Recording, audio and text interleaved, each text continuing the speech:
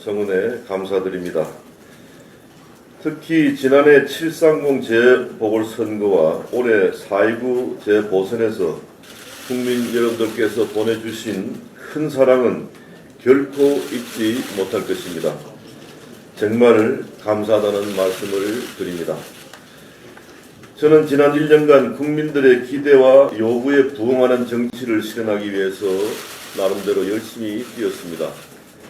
민생 챙기기, 국민 상생과 통합, 당의 변화와 혁신 등을 위해 노력했지만은 다시 생각해 보면은 아쉬움이 남는 게 한두 가지가 아닙니다. 우리 새누리당은 아직 많이 부족하고 해야 할 일들이 너무나 많습니다. 당대표로서 지난 1년의 성적표는 오로지 국민과 당원 동지 여러분들만이 매길 수 있는 만큼 여러분들의 평가에 맡기겠습니다.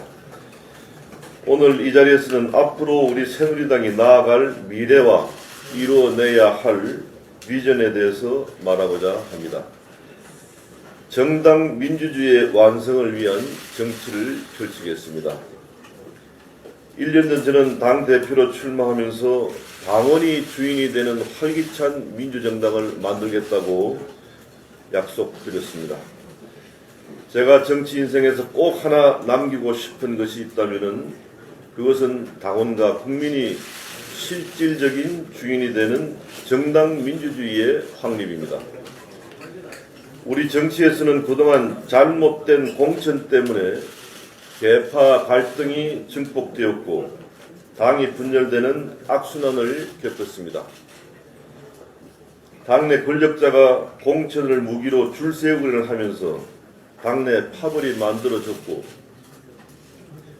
상명하복 형태의 비민주적인 당론 결정은 당의 체질을 허약하게 만들었습니다. 국회의원 한 사람 한 사람은 모두 똑똑한 사람들이지만은 공천의 계절이 오면은 줄을 서고 아부하기에 바빴습니다. 계파 정치의 폐해로 인해 정치권 전체가 국민의 분노와 지탄의 대상이 되었습니다. 저는 1년 전 공천권을 행사하지 않기 위해서 당대표가 되려 한다라고 공약을 했습니다. 저는 이 자리에서 다시 한번 약속드립니다.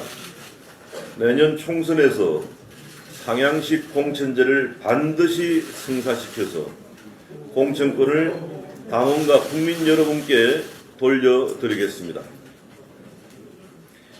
지난해와 올해 두 차례의 재보선에서 나름 성과를 거둔 중요한 요인도 바로 지역민이 원하는 후보를 정하는 상향식 공천이었습니다.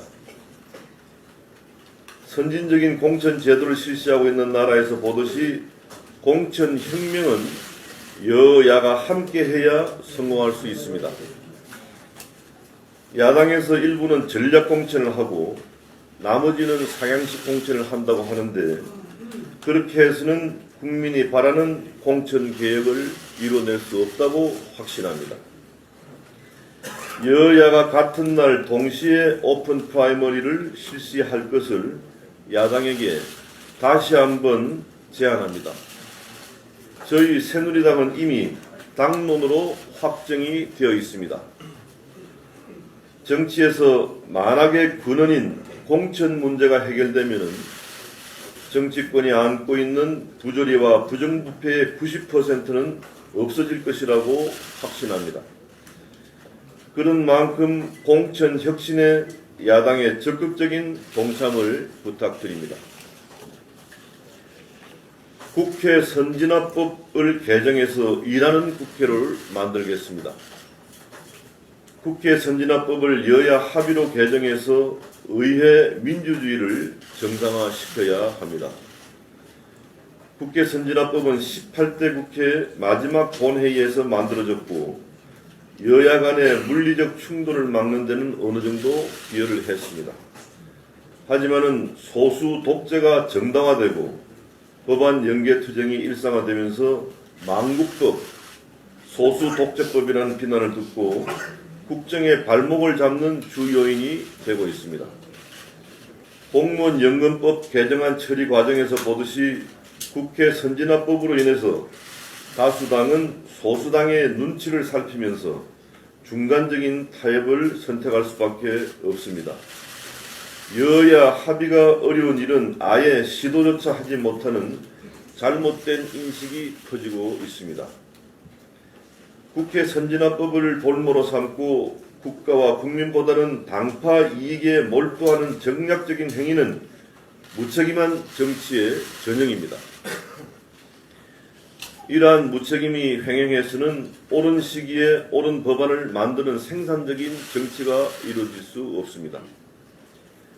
민주주의는 소수의 의견을 존중하되 다수결의 원칙이 적용되는 정치 방식입니다.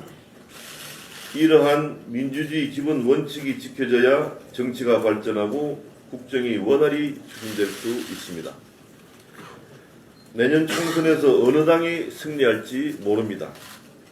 그런 만큼 19대 국회가 끝나기 전에 국회 선진화법 개정에 동참해 줄 것을 야당에 강력히 제안합니다. 18대 국회가 남긴 나쁜 유산을 없애야 식물국회, 식물행정부라는 오명을 벗고 20대 국회는 진정 일하는 국회로 탈바꿈할 수 있을 것입니다. 합의 민주주의 시대를 열어나가겠습니다. 대화와 타협, 합의와 협조가 살아 숨쉬는 합의 민주주의를 만들어가는데 더욱 노력하겠습니다. 우리 정치권은 1987년 민주화 이후 절차적 민주주의를 달성하는 데는 어느 정도 성공했습니다. 하지만 실질적 민주주의는 답보 상태를 보이고 있습니다. 과거 김영삼, 김대중 대통령 시절은 민주화 1.0 시대로 권위주의적 민주주의 시기였습니다.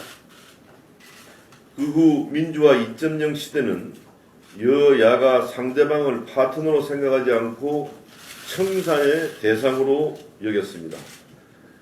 그러다 보니 나라와 국민은 뒷전이고 오로지 극단과 배제의 정신에 입각한 대결적 민주주의 시대가 되었습니다. 이제 우리는 대화와 타협, 양보를 통해 상생의 정치, 공존의 정치인 합의 민주주의 시대를 열어가야 하겠습니다.